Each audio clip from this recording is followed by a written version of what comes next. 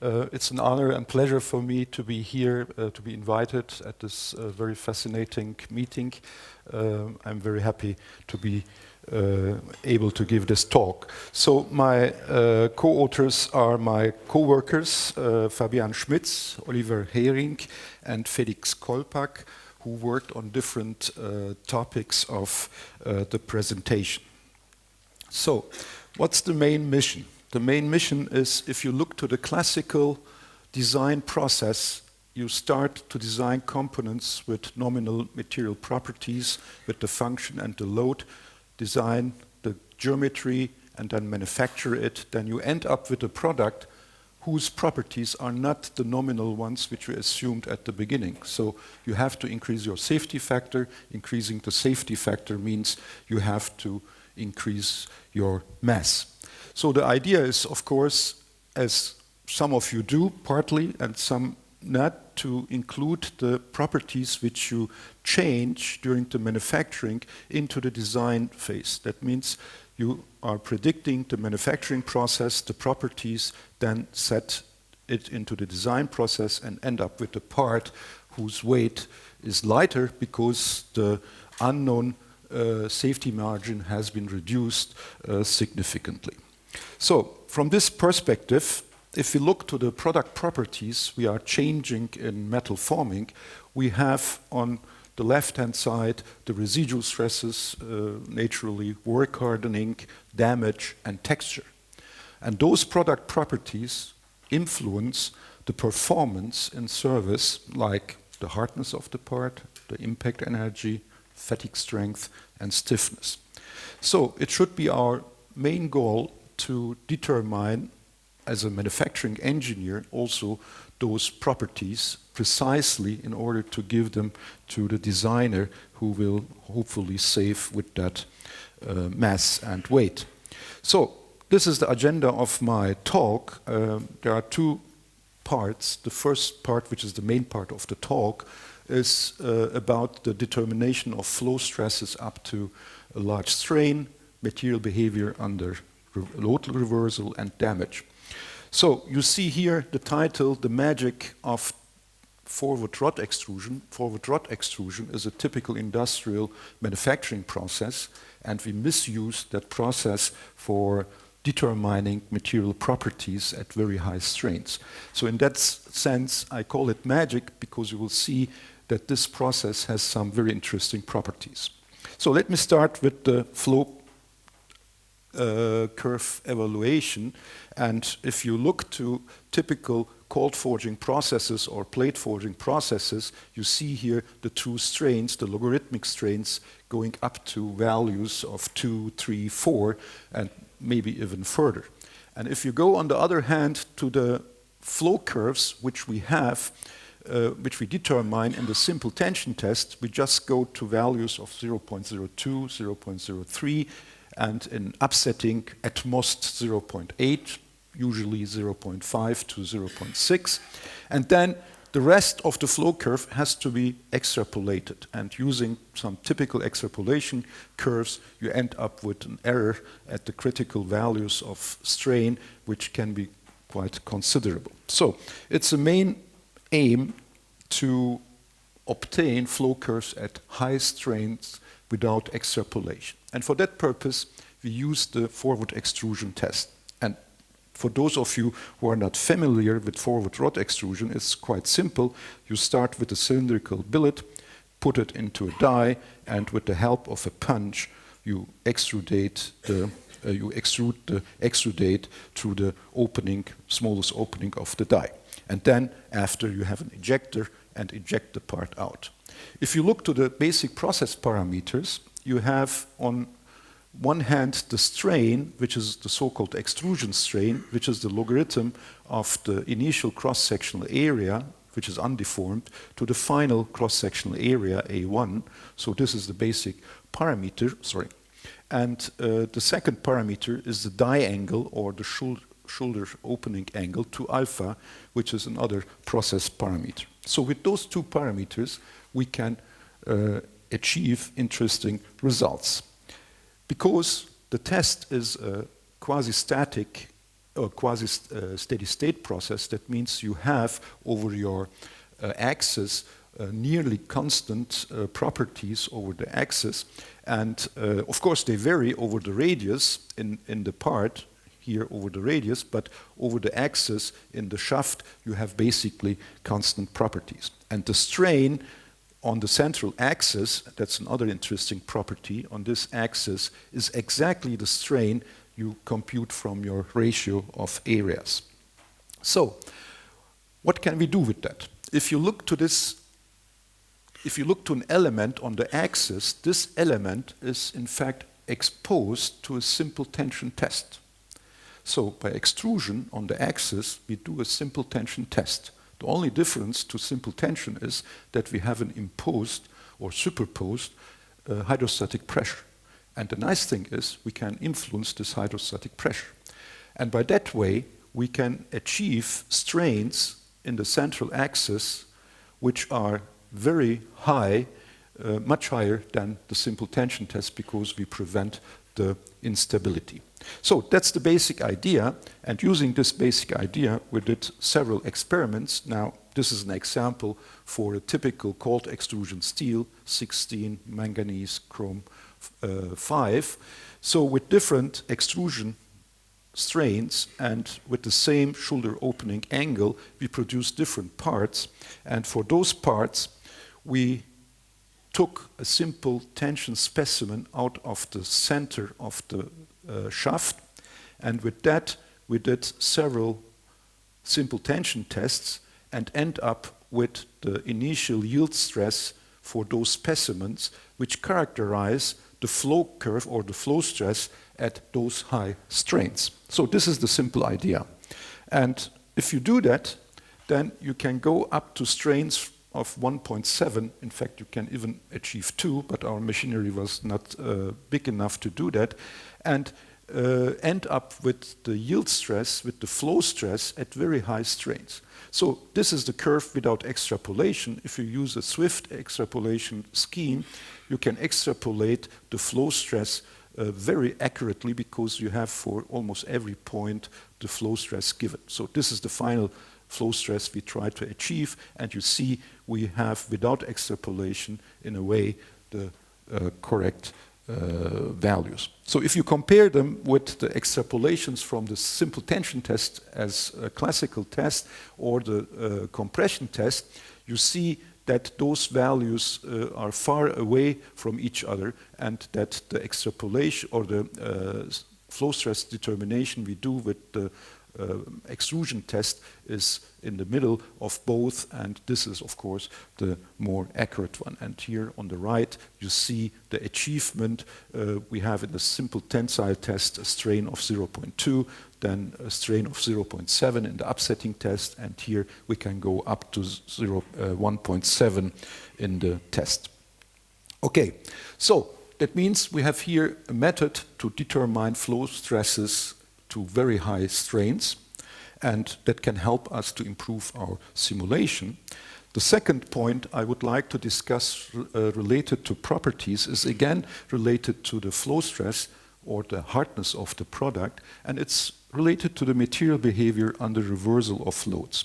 So if we take out of the shaft of our extrusion specimen a simple tension test and an upsetting specimen and make upsetting and simple tension tests, although those two tests deliver the same flow stress in the annealed situation, after forming, after extrusion, you see that the tension test delivers much higher flow stresses than the compression test. And they differ by 30%, and that's a serious number which you have to consider in the design of your products. And the difference between those two is named as the Bauschinger coefficient, and in this case it's about 0.7 because of this 30%. That's not the only difference in the behavior you have beside the Bauschinger effect, which is the difference in the starting point of the plastification. You have also the transient hardening. You have the work hardening stagnation, which is also an interesting phenomena, and you have the permanent softening depending on the alloy you are using, on the metal you are using. And all those aspects have to go into the design of your component after metal forming.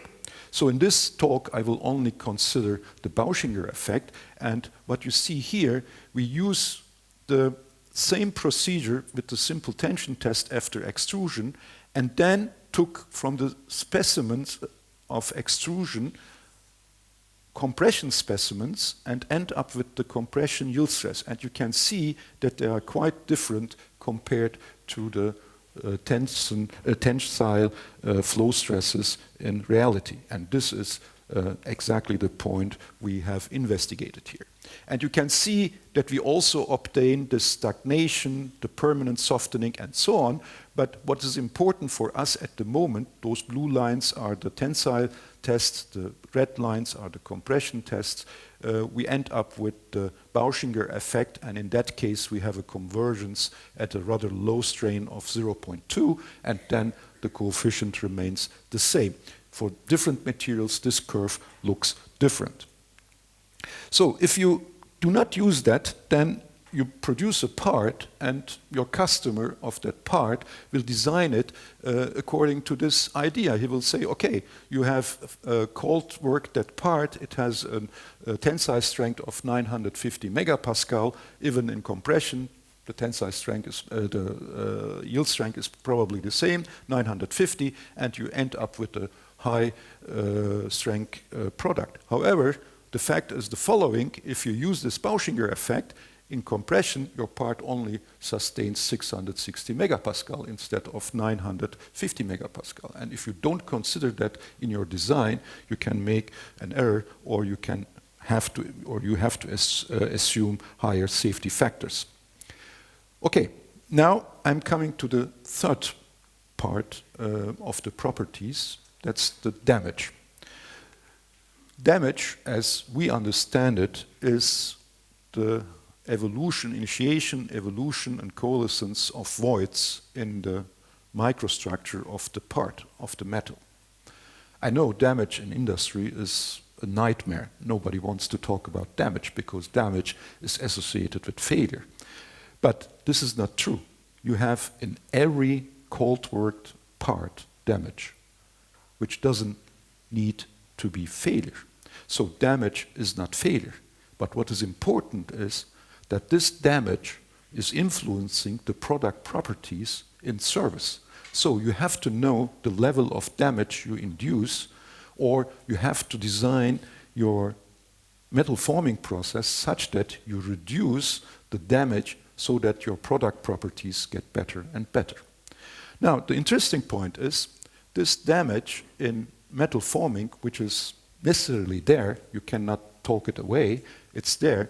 You can affect this damage by looking to the loading path, the loading history, and for that you can use two coefficients in the simplest way, the so-called triaxiality, that's the ratio of the hydrostatic stress divided by the flow stress. This triaxiality determines the growth or the shape, the size change of the voids. The higher the triaxiality, the larger the voids get in the forming. And the other factor is the so-called loader parameter. The loader parameter determines the position of the middle principal stress with respect to the first and third principal stress. And this loader parameter determines the shape of the voids. It's important how they change their shape for the failure which might occur afterwards. So our idea is very simple.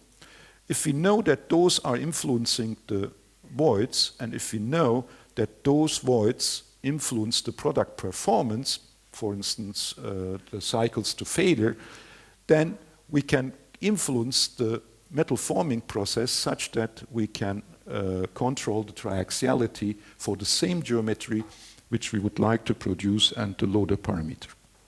Now, I would like to demonstrate to you how important this effect is.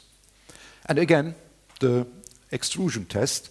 The extrusion test for different die angles to alpha and different strains, now they are written here in phi, they should be epsilon. Phi is the German specification for the strains.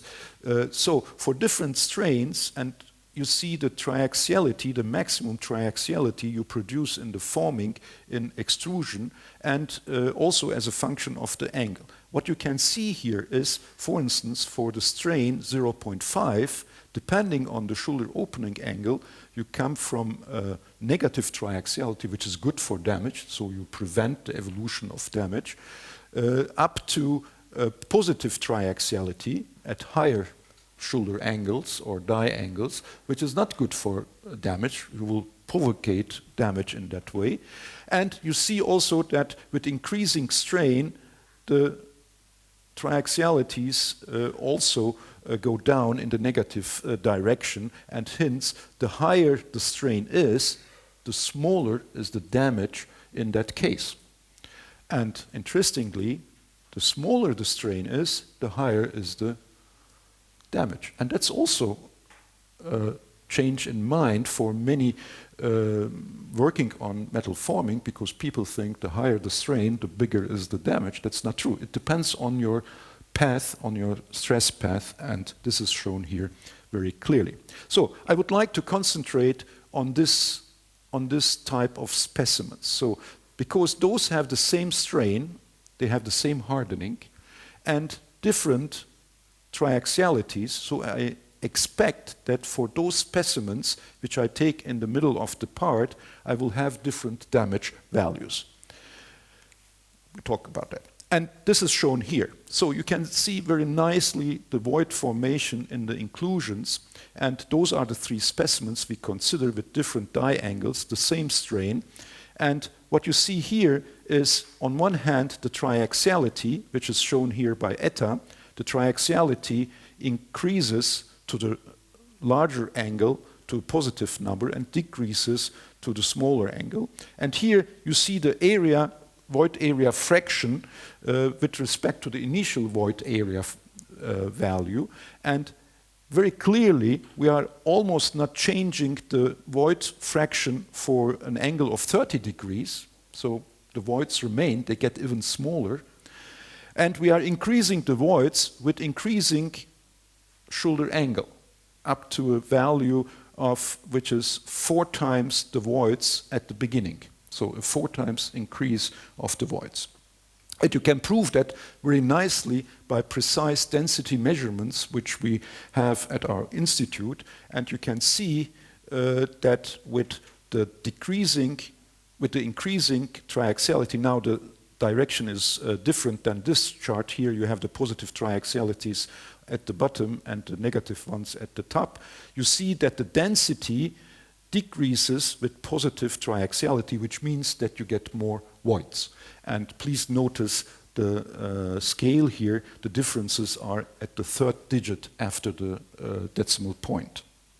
So this is a nice validation of our expectations. And now the second important point is, how does this influence the product properties? So we test that by 3 means. First of all, by fatigue tests, by impact tests, Sharpie impact tests, and by tensile tests to evaluate the Young's modulus. And if I start with the specimen preparation, we prepared the specimen such that the residual stresses are nearly 0 because of cutting away the parts with the high residual stresses, and then you accumulate the stresses and you get almost no stresses in the part. And the strain value, the hardening value for all the specimens are more or less the same in the part where we take out the specimen. What I try to say with that is we neglect or we eliminate the effect of hardening, we eliminate the effect of residual stresses, and what's left in the specimen is only the different level of density, of damage. So the first test was the multi-step fatigue test, and without going into the details of the test, what you see here, the number of cycles up to failure reduced significantly with increasing triaxiality. So with a triaxiality of 0.2, we are around 165,000 cycles, and with negative triaxiality, the number of cycles is about 210,000, 205,000, which is a significant increase. So we have an effect on the fatigue life. The impact Sharpie test shows the same. We see that for high triaxiality, the impact energy is much lower than for low triaxiality or negative triaxiality. There is a huge difference and a clear effect. So those results are not singular results. We made dozens and multiple dozens of experiments, so they are very well statistically safe. The next test is the test on the Young's modulus, and what you see here is that the Young's modulus with increasing triaxiality is falling. That was one of the basic conceptions of Lemaitre, and we can show that very nicely here. And this has nothing to do with the Young's modulus change with plasticity, because the plasticity is the same. It's only because of damage change. So if I summarize, for the same strain, for the same part, in fact, with changing the process parameters, the cone angle, we changed the void volume fraction by 75%, and the void volume fraction in absolute numbers is very low. It's 0.00 something percent. But still, this amount of change result in a change in the fatigue life by plus 25%, in the impact energy plus 80% almost, and in the Young's modulus of 10% change. Okay. Now I'm coming to the final topic, adiabatic blanking. Adiabatic blanking is an important process, especially if you work with high-strength materials. If you work with high-strength materials, the problem is to blank those materials. You have different ways. You can do that before the forming or after the forming, and both of them have some disadvantages. So adiabatic blanking, which is a blanking process where you have speeds 10 to 100 times higher than the conventional blanking, you can achieve some localization of strain, the so-called shear bands, and by that you achieve a very high quality of the cutted surface. So here you see the adiabatic shear band. It's a nanocrystalline structure, therefore it's also called white band or white zone, where you have a lot of small crystals and grains, and by that you are changing completely the behavior of that region. And this cutting zone is a very smooth cutting zone, and the shape is not straight, so the aim here is to compute this shape, to compute the process parameter by which we can achieve this process. So for that purpose, you need a code which is able to remesh at very high strains, which is able to do parallel computing, because you have a very fine mesh and you need immense power, computational power, which is able to incorporate damage and which is able to incorporate material behavior at high strains and high strain rates. We use here for GMAT Pro, and therefore we need an interface to GMAT Pro in such a software. And happily, all those requirements are satisfied by Forge. So we decided to use Forge for that very ambitious problem and process, and you can see how ambitious it is. We have an adiabatic shear band which is only 20 micrometers in width, and you have to model that.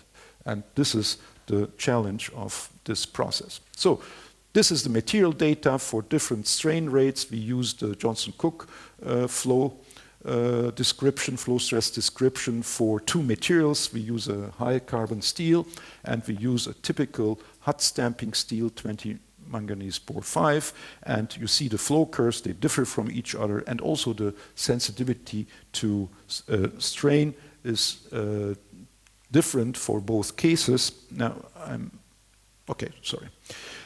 now, we can show, and I do not want to go into details because my time is running out, we can show very effectively the smaller the strain rate sensitivity, which is the flow stress gradient with respect to the strain rate.